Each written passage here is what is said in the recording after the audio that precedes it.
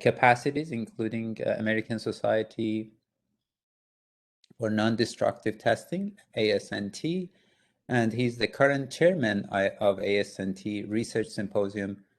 Dr. Hassen has published widely and has more than 60 high-impact peer-reviewed journal articles, and has received several awards, including 2 R&D 100 and many other honors.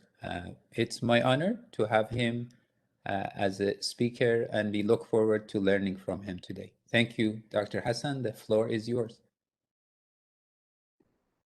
Thank you, Dr. Mohammed. It is my pleasure to have this opportunity to present some of our work here in Oak Ridge National Laboratory, and looking forward to a more collaborative relationship. I will go through some of the stuff that we did with University of Toledo already, and looking forward for more collaboration. And I'm very happy to be back to grad school, actually, and be able to present for my colleagues, future PhD and master holders. Thank you for the opportunity. I will share my screen, and please let me know if you can see it. So share screen presentation. Yes, we can see your screen. So we go to presentation mode. I will put this down here. It doesn't mean that I don't need to see your beautiful faces, but I just like to give you the depth of the screen. Okay, cool. So my name is Ahmed Hassen. I'm an R&D staff scientist at the Manufacturing Science Division, Manufacturing Demonstration Facility, Oak Ridge National Laboratory. I will be happy today to talk about how advanced manufacturing tools can support and accelerate the tooling industry in the United States. Why especially we're talking about tooling, what is the problem with the tooling industry, why it is moving outside of the US, all of these, and how we can help getting it back. All of these questions we will be able to answer it during the presentation. It's not moving. Okay. So what is Oak Ridge National Lab? Oak Ridge National Lab is the largest Department of Energy national laboratory. It is located in Oak Ridge, Tennessee. Our mission is to deliver scientific discoveries and technical breakthrough needed to realize solutions in energy and national security and provide economic benefit to our nation. The lab basically is in Oak Ridge, Tennessee. It dated back to the Manhattan project. The first successful enrichment of uranium happened within these walls. After the Second World War, the mission has shifted, and we do a lot of nuclear sciences still, but the mission has shifted to energy sciences in general. I think we have the biggest and largest material science portfolio in the world, not only nationwide. It is a very cool place to be in, a lot of toys to play with, and a lot of great minds to work with and deal with on a daily basis. So the laboratory, I know that this is a little bit outdated slide. Our budget annually is about 1.9. I think it is over $2 billion a year right now. 5,000 employees. This was 2019. At 2020, even during COVID, we went through a reimagination of Oak Ridge National Lab. We hired a lot of expertise from the scientific community. I think now we are over 6,000 employees. We have the nation's most diverse energy portfolio. We usually host a lot of guest researchers in a regular setup, not in a COVID setup. You come over here to the MDF as an example, and you will see a lot of interns, a lot of students from different great universities around US and the world as well. A lot of visiting scholars and visiting researchers coming to help us on our research, or we support them in their mission and and their core research as well that they are doing in their universities. Nation's largest material research portfolio, as I said before, we have the most intense neutron sources. We have a couple of neutron sources over here. Most of the plutonium that it is produced and goes to NASA shuttles, it is coming out of Oak Ridge National Lab. I think up to late at 1980s, most of the isotopes for even medical industry used to come out of Oak Ridge National Laboratory. We prolifically publish a lot of papers. We create a lot of IPs and patents, and we basically have a lot of areas on science that we work on. As I mentioned before, one of the most important thing is the neutron sciences, how we can advance the neutron sciences, how we can use the neutron sources to be able to characterize several combinations of material or manufacturing processes. The most powerful computer in the world, the most powerful supercomputer in the world is located in Oak Ridge National Lab. I think the first hexascale computing in the world is going to be deployed, I think, either later this year or early next year in Oak Ridge. A lot of work on the nuclear side. We do a lot of work on the biological and environmental systems. And about MDF, it is actually at its 10th anniversary, which is the manufacturing arm of the lab. 10 years ago, we started heavily investing on manufacturing and advanced manufacturing at Oak Ridge National Laboratory. The first image that I showed, this was the lab. The lab is in Oak Ridge. However, I'm located at, if you see my mouse, it is at the third building at something we call the Hardin Valley campus. It is more in Knoxville. It is strategically located outside of the lab walls to give better access with less security hassles and stuff like that for industry partners. We have a lot of industry partners are co-located at the building over here. And basically, this is at the edges of Knoxville, outside of Oak Ridge, Tennessee. There is two big buildings, National Transportation Center, where we focus on transportation research, battery manufacturing facility, where we are actually heavily investing on the new generation of batteries and electrifications, and manufacturing demonstration facilities. This is where I sit, and this is the manufacturing arm of the lab. At the same time, we have another facility, is another 20 minutes north of the lab, and basically it is a manufacturing facility for carbon fiber technology, low-cost carbon fiber. Carbon fiber goes to lightweighting a lot of transportation means like aerospace and automotive. The lab is heavily investing on how we can make the carbon fiber more accessible and cheaper. Now I will be talking more at the MDF. Our vision at the MDF, it is how we go to the next smart manufacturing platform, right? So we have a bunch of areas that we are working on currently at the MDF. One of them is additive manufacturing, carbon fiber and composites. This is where I sit as well. I'm a cross between additive manufacturing and carbon fiber composites, or composite manufacturing in general, and intelligent machine tools and machining, roll-to-roll processes, and robotic and automation. The idea over here is that all of them are being serviced by AI, cybersecurity, data analytics, and machine learning. How we can go to Industry 4.0. This is our strategic plan to make the MDF as a representation for a smart factory. It is a 100,000 square foot facility, as you can see from here. It has a large-scale metal additive manufacturing system. It has large-scale polymer system. It has ceramics, machine tools, a lot of composite manufacturing equipments on there. And basically, we have over 120 staff now. We got a lot of partnership with industry. We are highly industry oriented.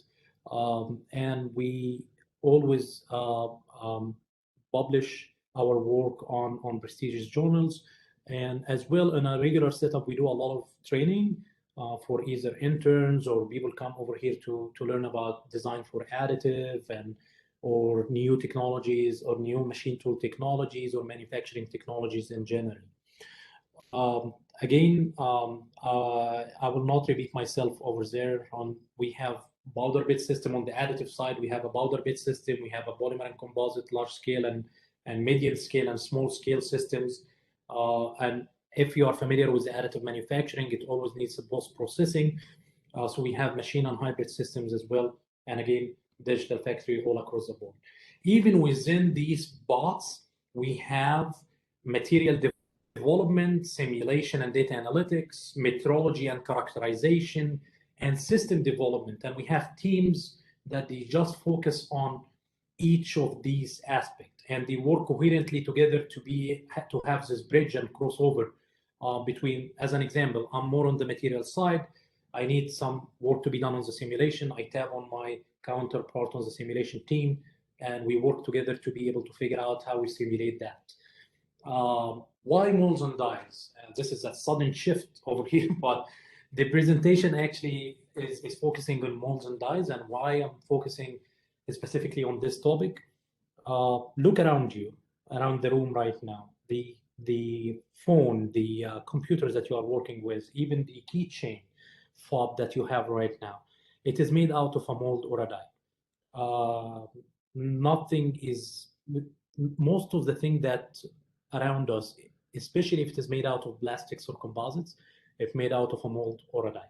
So basically, the global mold and die market size has a big value actually of $200 billion was in 2018, and this will not go down. It is actually moving up drastically, right? By 2026, the prediction is about 368 billion dollar. However, with this growth, you will think that, yeah, this is a steady growth, the market is good, the technology is good, so we are not losing anything here in the US, which is completely wrong. A statistic shows that we are in a steady decline on this industry. We have about 36% decrease in the mold establishment just on the last decade alone, right? These are quotes from US mold makers on there, and you can see the Bain on there. They said like, I would attribute a slight decrease in the profit of having too much old technologies and poor quality from external resources. We are basically outsourcing the entire technology to foreign countries and foreign nations. How we can bring this back? This is a big problem. And when they have been asked, the mold communities, they said like workforce development is a big thing. This is where a great universities like University of Toledo can play a big role. Foreign competition actually is ramping up high. How we can get this competition down, and in my opinion, it is just by advancement in technologies. And how we can improve that, a lot of people said that continuous improvement initiative. And remember this clearly, because this is what I will be focusing on for the rest of my presentation: new technologies and continuous improvement initiatives. We did a workshop here at the MDF back at that 2018. It was highly attended by about 121 attendees attended that, and we did some statistics on there and questionnaires, and the very first thing that it came on top is big scale and fast AM deposition system. This will help the tooling industry in general, and again, put 100 line beneath smart tools with sensor integration. How we can make our tools smarter, how we can, because this is the only way that you can cut a mold in a first time without a lot of redoing, and this will drive the cost even higher. Again, where is the tools are highly used? The majority of the molds and dies are being used in the automotive industry. And as you can see over here, manufacturing companies and machine tool makers need help in staying competitive for sure, and reducing the carbon footprint through technology innovation. That's mean that we need to make all our vehicles lighter in weight. And if this is the case, that means that you need to replace your metal with some composite material or plastics or polymers on there. And if you are doing that, you will need an innovative way to make your molds and dies more readily available, right? Especially on the automotive sector. As everybody know right now that there is a big market for the EVs. Everything right now is going toward electrification, basically, right? And the figure on the left, sorry, the right-hand side on the top, it can show these stars here, where is Oak Ridge is, where is University of Toledo is. And you can see the population of the manufacturer and tier one suppliers and, you know, and automotive makers is all actually on this level of the US over here, Midwest and basically near to the East Coast.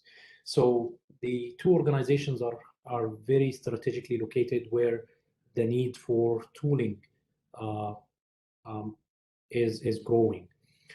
Again, electrification, as we said, transportation in general generates the largest share of greenhouse gases. And so how we can reduce this is very important lately for our environment to be able to catch the, to reduce the carbon footprint.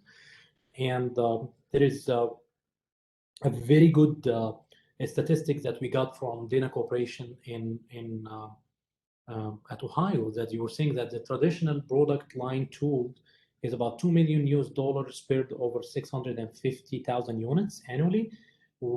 However, whenever you think about electrifying this same production line, it will be tooled. That tooled here means like you need tooling for it. It will be about $500,000 and just spread over 15,000 units only. That means that it is 12% increase unit for tooling investment. All of these statistics that I'm showing is just strengthening on the fact of the importance of tooling on there. Again, companies initially went for Asia for the low-cost labor. I don't think that it is valid anymore right now. The labor over there is not as cheap that it used to be, but they stayed there for proximity to vocational expertise and availability for advanced molds and dies. You can hear this even from Tim Cook, Apple CEO, that this is why Apple actually is producing their phones in China. It is not because of anything else rather than tooling. In March, actually, we collaborated with the University of Toledo. We put a tooling workshop together for automotive, knowing what I said on the previous slides. And we came up, it was very well attended, 110 attendees with plenary talks. And the main aim of this workshop was to evaluate near-term science and technology efforts to enable rapid and low-cost tooling for future US electrical vehicles. And there is a lot of good feedback came out of this workshop. And I think the workshop document is available actually online. Lead time for manufacturing, how I can make it readily available, how I can incorporate modern technologies, how I can invest in unproven or new technologies need to be conducted by R&D, how I can reduce the risk, especially if you are a small and medium enterprise. I don't have a lot of budget in my budget to be able to go and play and do a lot of research to be able to remove the anxiety of using these new technologies on there. New classes of material with superior mechanical and thermal properties are needed, especially with the new polymers that are coming for the electrification of vehicles. One of the most important things that came over and over again is smart molds. How I can make a mold that I can predict my properties during the filling phase or during the stamping phase or whatever the mold functionality is. How can I predict that? The tool maker age is average at about 55 years old. It is a dying art in the US. How we can move from a dying art expertise to an engineering platform where I can capture all of these expertise and make it less dependent on the expertise of the person, and it is highly dependent on the engineering digital tools that we have. So advanced manufacturing, what is advanced manufacturing? The use of innovative technologies to create existing products and the creation of a new products, including production activities that depend on information, automation, computation, software, sensing, and networking, and so on and so on and so on. It is very vague, and it is intentionally made vague definition for advanced manufacturing. In a nutshell, any new innovation in an old method that it was used just to make typical components, how if you do advancement on it by digitizing it or putting sensing on it or automating it, this is where it can fall under the advanced manufacturing umbrella, right? Creating new material with controlled microstructure, as an example.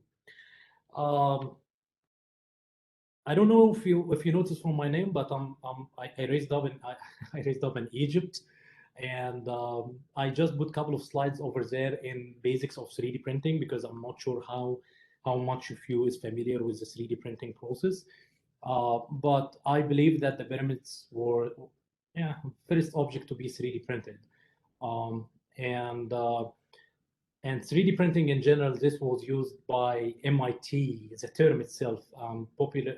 This was popular back on the days when the technology started at MIT. Not back on the days when the technology started at the pyramids, but it is just at the late 1980s, basically.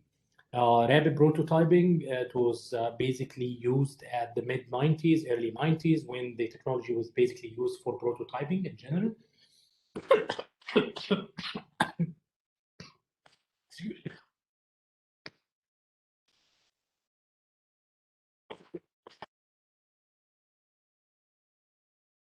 Excuse me. Additive manufacturing, when the technology basically made it into the manufacturing field and it become commercially available. You can do a lot of topology optimization with it, a lot of crazy, excuse me, a lot of crazy features that it can be done with the additive manufacturing. In general, the term additive manufacturing, you start with a CAD solid model and then a faceted model, and then you virtually slice it, and then you go to layer-specific toolpath, and then build each layer on top of the previous one, and you ended up with a finished part. Very simplistic way. Is it that simple? Let's go through the research and see. There is different forms of additive manufacturing: powder bed fusion, direct energy deposition, polymer and composites in general, which is FDM, SLS, and all of these systems, and metal bonder jetting. Let's talk about the metal AM system. You have selective laser melting, where you have a layer of powder comes it's spread by a roller, and actually then you use a laser system to be able to center it locally, and then you spread another layer and another layer, and so on. But the source of energy over here is laser-based. When the laser-based system or the lasers, the source is changing to electron, it becomes an electron beam system. But it is the concept itself is almost the same. There is a lot of differences on there. As you can see on the right-hand side, you have a lot of features on there that it is built in situ, right? And this cannot be done by any other manufacturing method. Back on, like, I think 5 years ago, 6 years ago, we decided to scale up as well one of these technology, how we can make large parts in general. This is where you implement direct energy deposition system. And the direct energy deposition system, think about it as a welder on a robot arm, and this robot is building the part layer by layer till it completes the entire print. So as an example, this is an excavator. The boom of the excavator with integrated hydraulic lines on there is built by the system. The polymer and composite system, and for sure most of my talk will be in polymer and composites because my expertise is in the polymer and composite area. You either have selective laser melting, which is similar to the laser sintering process on the powder bed system, or stereolithography, where you have a resin that it is a photopolymer resin that it is activated when it see like a laser beam or a heat source, basically, that it can activate it layer by layer, point per point. The most common additive manufacturing system that I think everybody has, even in his garage right now, is a fused deposition modeling. FDM is a brand name for stratasys, but now it's called fused filament fabrication or extrusion deposition, whatever you want to call it, where actually you start with a spool of material and then you push the material through a nozzle and you build layer by layer. This is a busy slide, but I wanted to say that on this slide to how you make material printable. Not every material is printable. Typical polypropylene as an example, without any modification. Try to spool it and print it. Good luck to print it. Why? It distorts like nothing else. Semi-crystalline polymer, it shrinks like nothing else, and then you lose your dimensional stability. So there is a bunch of things that if you have a material that it has a filler system, now you need to worry about your material extrusion and fiber cloggage, the pressure flow, would the billets on there will clog my, the fibers on there will clog my nozzle or not. Another thing that would be a lot of rheological studies that we do over here before printing any material, because we need to know if the material will hold geometry during the print. So it is very finicky window. You need the material to be viscous enough to be able to extrude it from a small nozzle, while at the same time it has a good G prime and G double primes in general, which is the storage modulus and loss modulus, to be able to carry its own weight and subsequent layers on top of it, right? Bridging, it depends highly on the viscosity of the material as well. And the G prime again on or the storage and loss moduluses of the material in general, how much of a material, some material can bridge over a longer L span. If you see my cursor over here, some of them cannot even bridge in a very small L span. So how we can, there is an entire paper, if you want to go through it on there, that it study in details what are the printability criteria, especially for extrusion system, not SLS or SLA, but for extrusion deposition systems. A lot of material development, if you are familiar with the FDM system, it goes from low temperature thermoplastics, high temperature like Big Beak. We experimented with all of these. We have an entire effort and an entire team working on bio-derived materials, PLAs, bamboo, wood flour, reinforcement, multi-material where you can combine two different material with dissimilar properties on there for a certain functionality. You can even print magnets. Foams is a big topic right now. How you can print lighter structure, and how you can control even the foam gradients and functionality during the printing process. I'll go through it. So how we can scale up from a cute tabletop printer that it is used for printing, Yoda heads and stuff like that, up to something as big as the Ingersoll system that it is basically about 30-meter long by 6.7 by 3-meter long. How we can scale that? Is it easy to scale? This is actually what Oak Ridge did about 5 years ago. We had one of our great engineers over here in 1995. He said, like, what if we can put a robot with an extrusion head and we print concrete? This was back on the days. But at the same time, we said, like, could we use this for polymers? So now the major challenge is you need to push a certain amount of material through a small nozzle, and there is a certain amount of heat that it needs to go through this nozzle. So your throughput, the Q, is very limited. And then all of your material feedstock comes in form of filament. So if we need to move from filament and from nozzle, what we need to go to? You go for a pelletized feedstock material, which is actually a pre-compound polymer with glass or with carbon. And actually, to increase your throughput, you move from a nozzle to an extruder.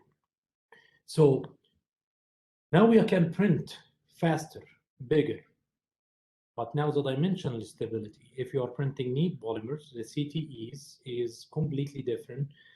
on the because of the directionality of the 3D printing in general, and then you are printing on air and not in a controlled environment, which will lead to a significant amount of warping.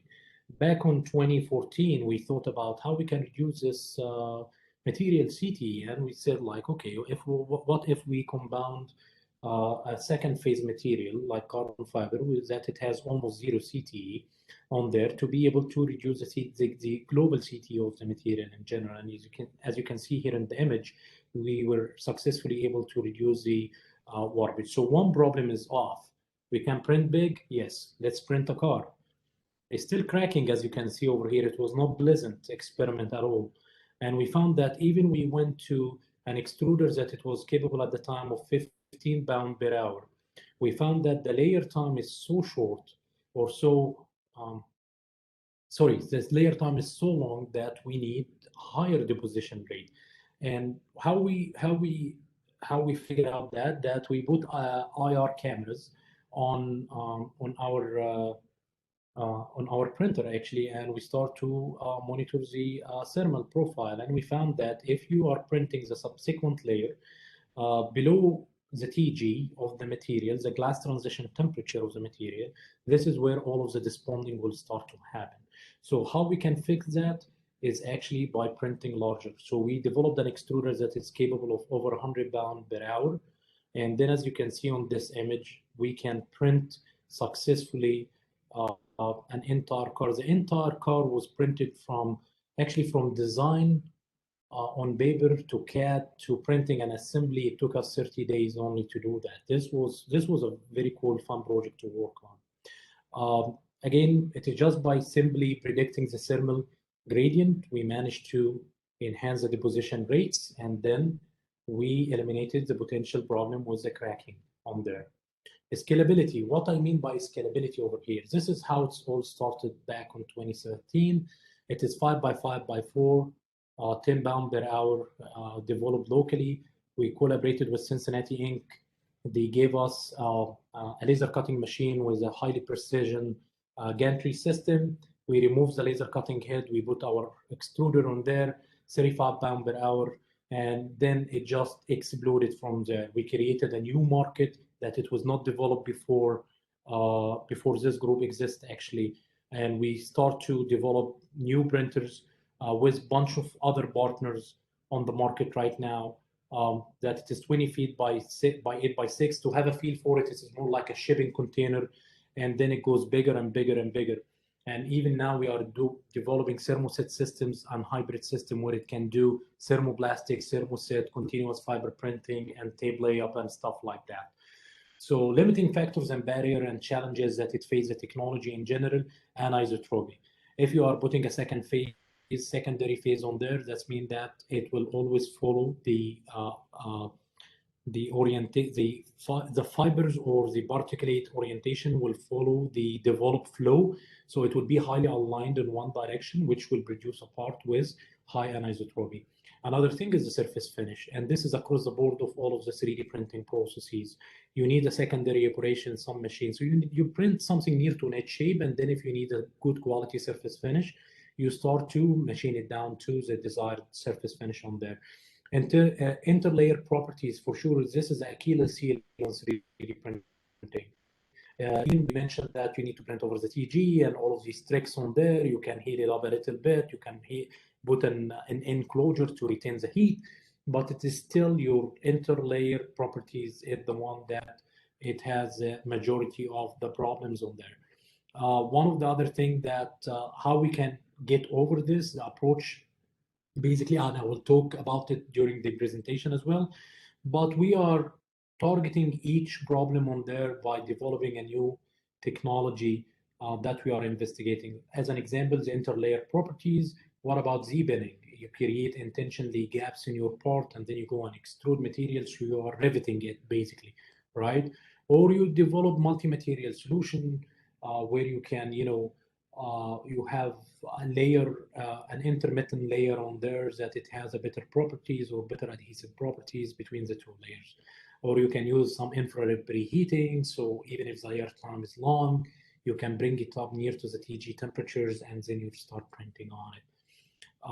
Applications, as we said, it is rapid prototyping, direct fabrication. And I love to quote one of my bosses over here. He said that there is three killer applications for additive manufacturing. It is tooling and tooling and tooling. So tooling basically is a big thing for additive manufacturing. And I put them in four different pots: room temperature and out of autoclave molds, injection and compression molding molds, and stamping. And the degree of complexity and hardness, actually it exponentially go higher when you go from the left of the screen to the right of the screen. Let's see why. It's easy when you go to do a room temperature tool for fixturing or trimming operation or vacuum resin assistant transfer molding, stuff like that. You don't need any heat, you don't need any pressures. It is just simple. You go down your typical, usual suspects, right? Either amorphous or semi-crystalline system. We go with an ABS polymer. It is cheap. You put some carbon fiber on it. It moves from, I think, $1.50 a pound to about $5 a pound, but still that cheap. It is easy to deal with. It's easy to process. Amorphous system is basically has a very clear TG, and actually it doesn't have an aligned network. It doesn't have an orientation. The monomers on there, it doesn't have a certain structure to it, basically. You do that, and then you go and build a big tool like this. It is for the Boeing 777X trim and drill tool. For the winglet, if you look to the plane, actually at the end of the plane there is a winglet on there. It's made out of composite, and we made this tool to be able to go and trim the flash and residues on there and make it up to shape. And we did that. At the time, it was the largest print on the world. It's about 17 and a half feet long, and it was printed in less than 30 hours. Again, where the advantages in tooling become, usually if you are familiar with the wind turbine industry, to be able to make the traditional mold, to be able to make it, you need to fabricate a plug in general. The plug itself, it takes about 8 months to be able to be fabricated, right? When you do the 3D printing of the mold, this stage is gone, right? So it is only take about 1 month.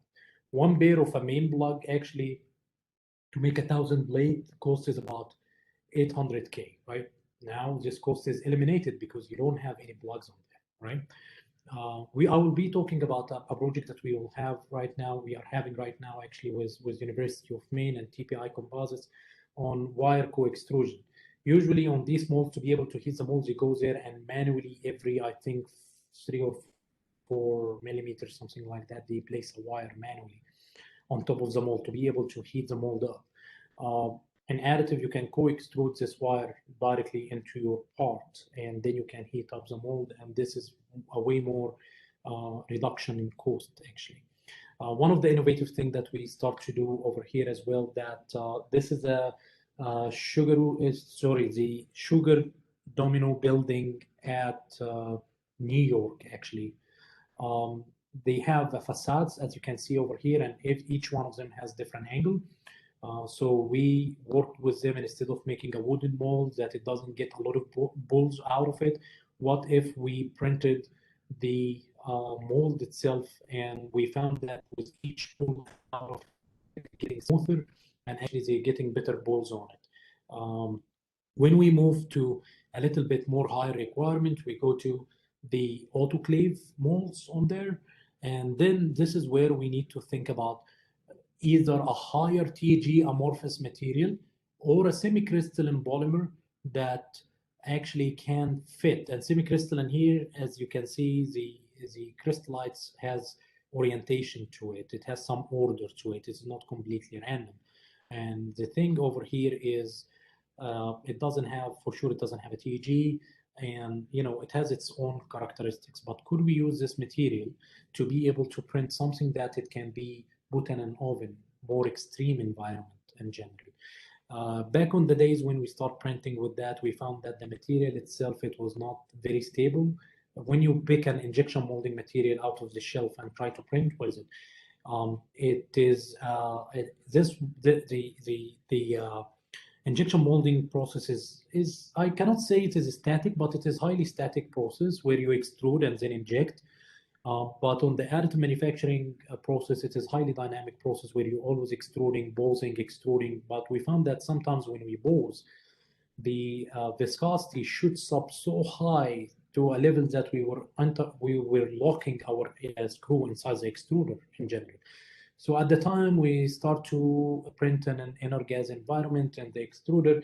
But right now, we developed a formulation with Techno PM with some heat stabilizers on there. So the viscosity increase a little bit, but it doesn't increase to 600% more.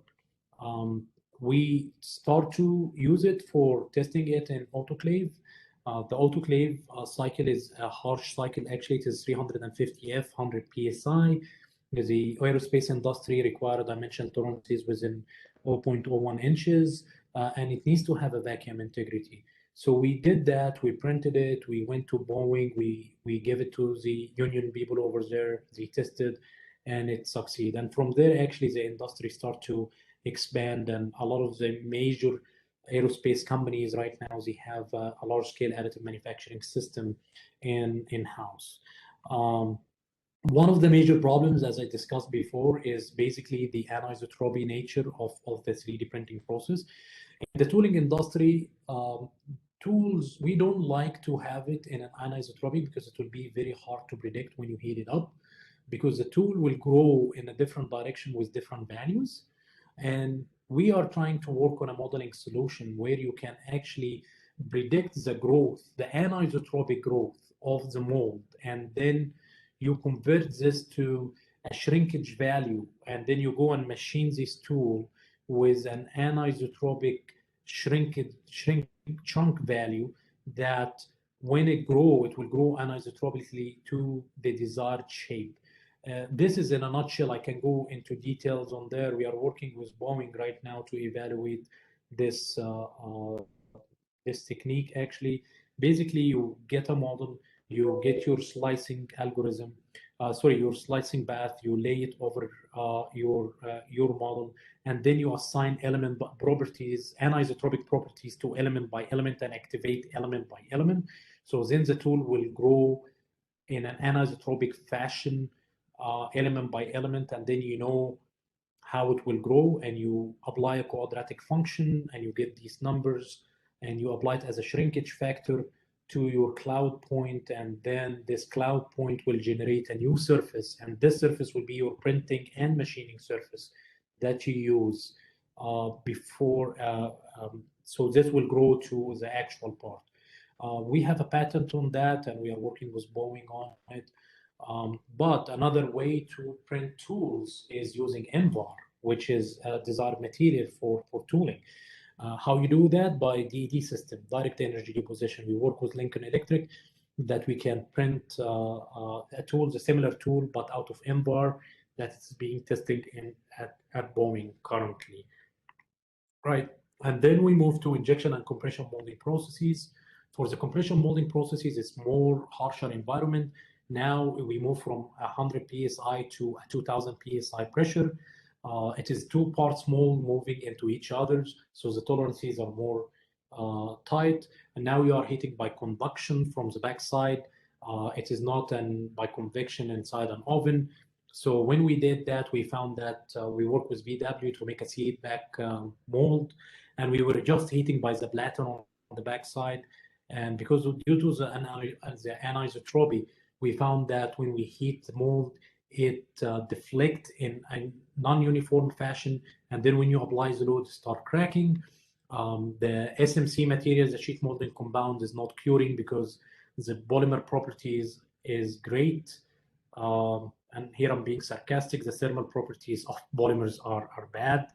So how we can convey the heat all the way through without losing it and be able to go up to 150 C, 180 C. So we knew that there is a problem on there. We worked with Tecmar actually in developing a new material that proves that it can do 300% better on the X direction and about 100% better on the Z direction. This material will be commercially available by the end of the year. We basically added high thermal conductivity package on there to be able to ramp up the thermal properties. This can be used as well for heat exchanger applications when you talk about a small FDM system on there. For the compression molding, we solve the thermal properties, but how we can solve the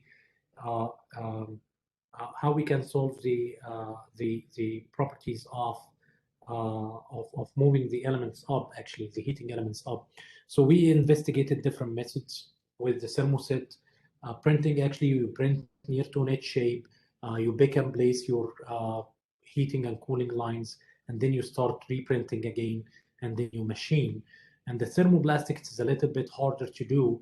You have to remachine on the back side and place, and then you fill it with a tooling epoxy, and then you do that. However, when you move to a system that it is a hybrid system, where you can actually print channels on there, and then you can go and machine these channels, and then you go and reprint again, and then you go and remachine. It's in one setting. You can have all of your channels on there. We tested this on compression, as we talked before about smart sensing. A pick and place, you can place sensors like thermocouples and stuff like that you can monitor your process. And then we did a comparative study between the AM thermoplastic mold and thermoset mold, and you can see that it is heating up. The thermoplastic, because it has a higher amount of carbon fiber fillers, it has a better properties. And actually this mold, as you can see over here, it is for a gas, it's Mustang cover tank, actually over there, gas tank cover. Again, compression molding can be done by DED systems. As you can see over here, you make a compression molding tool for extrusion compression molding processes. We tested the material. It was isotropic in nature and all direction, and 19, 0, and 45 degree. We tested for over 100 cycle and no visible deformations on there.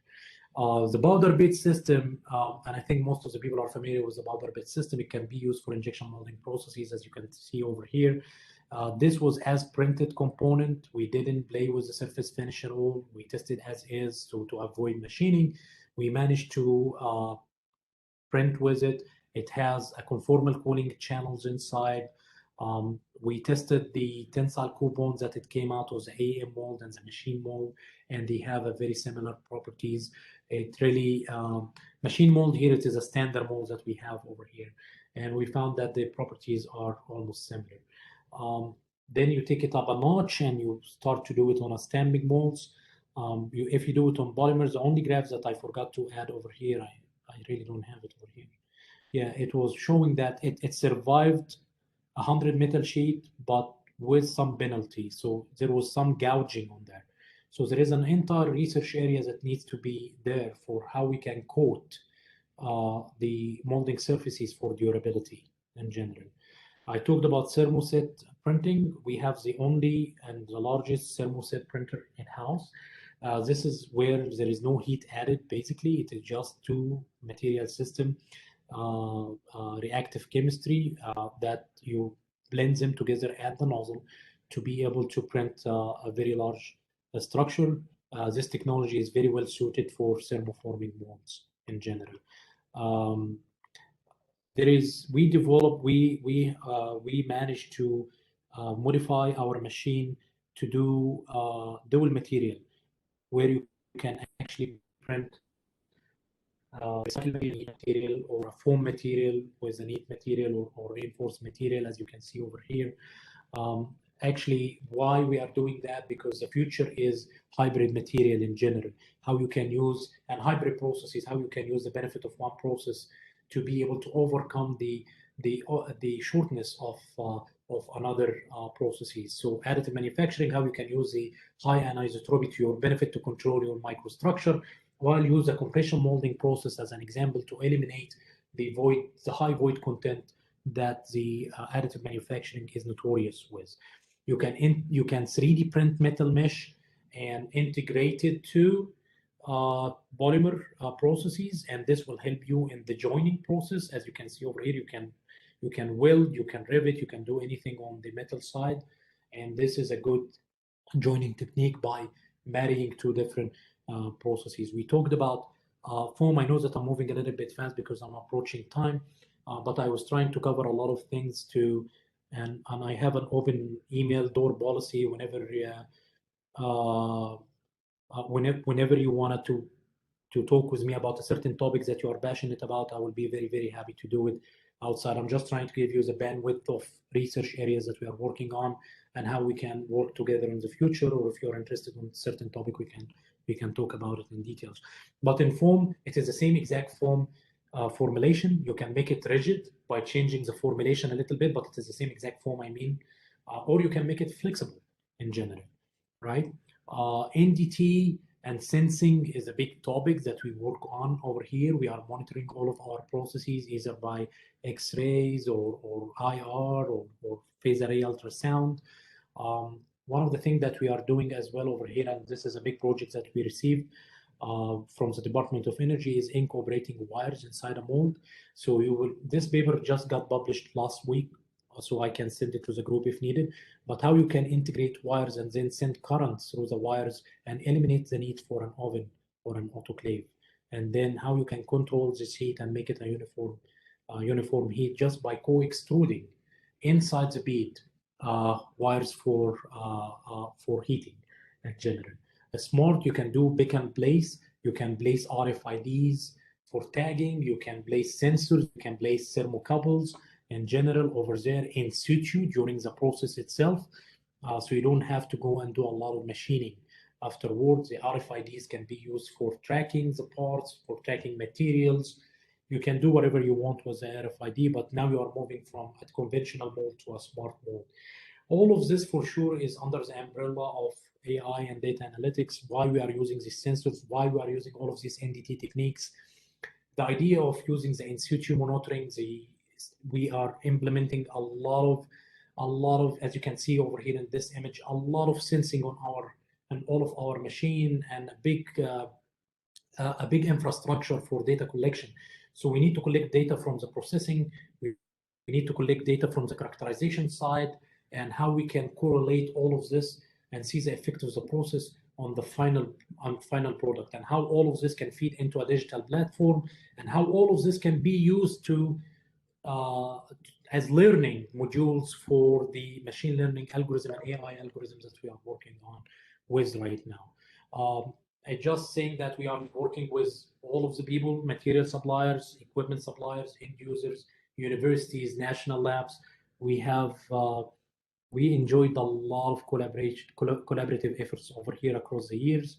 And just in conclusion, I want to thank you. And as I said before, it is just the presentation over here was just to strengthen on the importance of tooling. And actually, it was just to give you the bandwidth of what we are working, especially our group, and just to give you an appetite. And I'm all ears to listen for your comments, questions, and I can share my email as well. If you need anything, I will be very happy to respond to.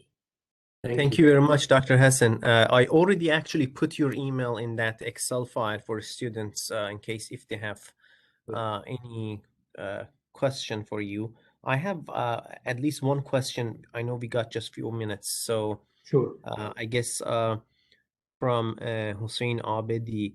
So he was asking about how the AM linked with the energy topic, which is Oak Ridge National Lab focuses, and why you need to use AM for molds and dyes and not directly use the AM to build other parts. Right. These are good two questions, actually. So how AM linked to Oak Ridge National Lab energy, right? As I said, we do manufacturing sciences and engineering at Oak Ridge National Lab. And we are trying to develop new classes of material to make vehicles lighter, as an example, or to reduce the lead time or reduce the cost of manufacturing processes, which all reflect back into energy consumption, right? This is one big thing that we are working on over here. So the entire composite group that I'm part of it is developing new classes of material for lightweighting to reduce the fuel consumption in general. How is AM related to that? AM can drastically reduce the lead time of mold making, as I showed on the wind turbine example. Another thing is Boeing, as an example, one of our partners, they are adapting their large-scale additive manufacturing currently because of the lead time. Usually tools take about 9 months to 12 months to be able to be done. While on additive, you can really go drastically cut this down to a month or two, right? Why we are not directly printing? Because I listed some of the challenges on there. AM is still cannot be used, in my opinion. It cannot, especially the FDM system, it cannot be used in load-bearing application. The properties on there is not that good, especially on the interlayer strengths. So why tooling? Because tooling actually is a stiffness-driven application, and it is not strength-driven application. And tooling doesn't, if let's put it like this, if you put a tool inside an autoclave or an oven, and even if it fails, nobody will get hurt. If you build a bridge or anything that is structurally or load bearing and it break, there's a lot of safety concern on there. Until we figure out how we can enhance, which we are working on it right now, how we can enhance the strengths of the additive manufacturing to be compatible to injection molding or compression molding or SMC processes or whatever you name it in the composite world. I will not be feeling comfortable to put it in a load-bearing application. Thank you very much. I see Hussein had another follow-up question. Maybe I just ask one quick question. Hussein, feel free to reach to Dr. Hassen about that follow-up. So another question from Bilal, a graduating student here, is basically asking, what advice do you give to someone who's planning to seek work opportunities at Oak Ridge? This is a very good question. There is two levels, right? One of them is easy, relatively easy, is internship, right? So internship program in a regular setup, we have internship programs at the summertime or even across the year if you want to take off your grad school and come and join us. This is in non-COVID situation, right? This is one thing that you can come here, you have a taste for how national labs work, how if you like the environment over here or not, and you know the touch base on different technologies on here and decide what you want to work on. The other side of it is coming here as a postdoc, right? As a postdoc, and postdoc, it is a little bit more competitive. But what we see on what we need on a postdoc is basically a good number of publication. Make sure that your area is highly relevant to the industry and to the scientific community currently. Don't work on something that it is obsolete. And I don't think that looking to the portfolio of most of the professors at Toledo, their work is great and up to date. And if you are a grad student over there, I'm pretty sure that this is not a problem. Enhance your publication record. Try to get co-ops and internship as much as you can, because this is something that we highly value, especially at the MDF, because we highly work with industry. So if you have some industry relationship or a taste of how you can talk with a sponsor, talk with your industry counterpart as well, this will be a big plus in general. Again, publication record.